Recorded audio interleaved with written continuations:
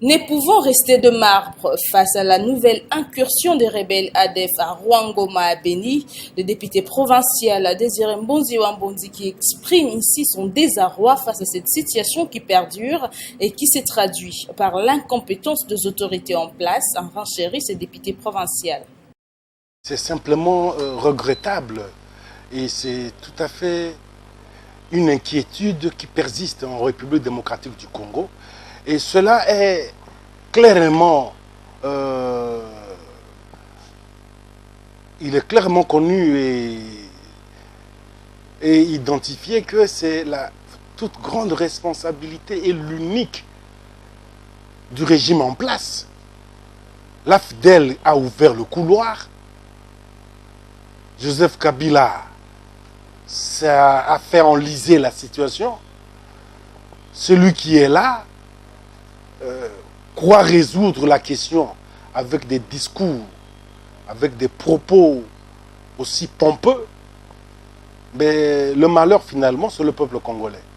Ici, je voudrais simplement revenir à un point, celui d'aiguiser les esprits du peuple congolais, qui ne se laisse pas distraire par les propos, les discours politiciens.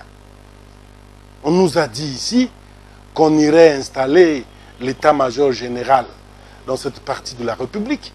On nous a fait consommer la salade ici, qu'on irait vider cette question par coup de baguette magique. Et par ailleurs, on nous a dit qu'on irait recourir à ces mêmes États qui favorisent les incursions des groupes armés ici chez nous. Non, c'est simplement à être qualifié de soit la trahison, soit la haute trahison du pays, soit la mauvaise volonté ou simplement de l'incompétence. En outre, Désiré Mbonzi Wambondi qualifie les discours du chef de l'État d'un plébiscite de l'accord FCC-CACH. Pas besoin de ces discours. Nous voulons des réalisations concrètes. Et c'est ce que le peuple attend. Vous dire simplement qu'il y a eu de contradictions énormes. Nous sommes allés assister à une ovation. On est allé nous parler de cet accord. Que cet accord porterait la RDC au ciel. Malheureusement, nous vivons de l'amalgame. Malheureusement, nous vivons la ville de Kinshasa complètement barricadée dans ses conduites de circulation routière, où il y a des sauts de moutons, un projet mal conçu, mal initié, mal appliqué, qui aujourd'hui devient un casse-tête pour la population quinoise.